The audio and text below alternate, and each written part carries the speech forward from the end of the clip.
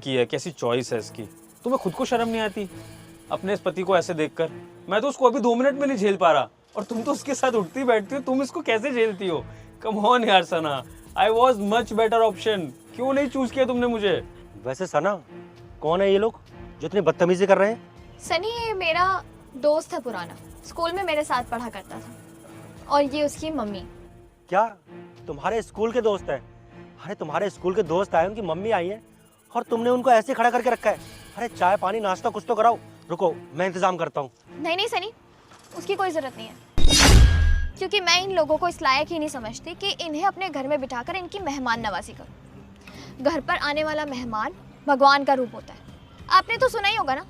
लेकिन आप लोगों की सोच और बातों से ऐसा नहीं लगता कि आप भगवान का रूप हैं और आपकी मेहमान नवाजी की जाए। क्या कह रहे थे मुझसे विभोर तुम? कि मैंने अपनी ज़िंदगी में क्या ही कर लिया? अगर मैंने इस इंसान से शादी की तो क्या देखा मैंने इसके अंदर? ना शक्ल, ना पैसा और ना ही स्टेटस। मेरे इस काम की भी बेइज्जती कर रहे थे आप। विभोर, मुझे एक बात बताना, महीने का कितना कमाते हो तुम? 1.5 lakh per month. 1.5 lakh rupees.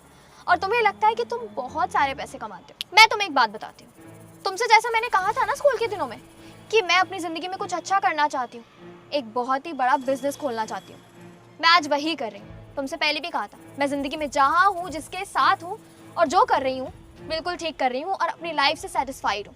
मुझे अपने किसी भी फैसले पर कोई पछतावा नहीं है। तुम्हें मालूम है, ये जो डेयरी का हमारा काम है ना, इसमें ये जो उपले रखे हैं यहाँ पर, ये गाय के गोबर से बनते हैं, ये बेचे जाते हैं और फिर उसी गोबर से अगरबत्तियाँ भी बनती हैं, वो भी बेची जाती हैं।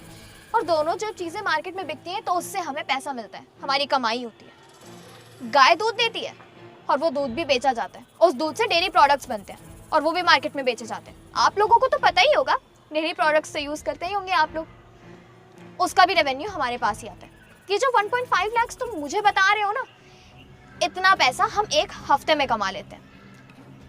और इस चीज़ के लिए मैं इतना बता दूं कि अपने पैसों का शो ऑफ तो मेरे सामने बिल्कुल भी मत करना। और तुम ये भी कह रहे थे कि मैंने तुम्हें क्यों नहीं चुना और इनको क्यों चुना, तो मैं तुम्हें बता दूं, तुम्हारी जो यहाँ पर बातें थी ना, उसी से साबित हो जाता है कि तुम्हारी सोच किस तरह की है, तुम्हारा परिवार किस तरह का है। और मुझे इस तरह के एनवायरनमेंट में रहने का कोई शौक नहीं है। मैं अपने पति के साथ खुश हूँ क्योंकि उनके अंदर जो इनर पर्सनालिटी है ना, वो तुमसे कहीं ज़्यादा बेहतर है।